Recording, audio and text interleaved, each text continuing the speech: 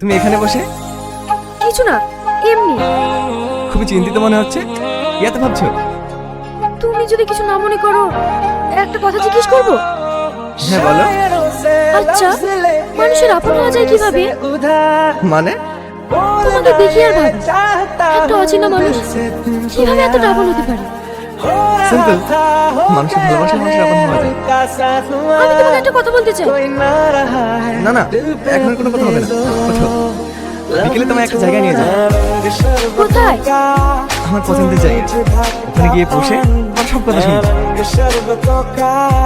বাহ, খুব সুন্দর জায়গা। এখানে আমি প্রায়ই আসি।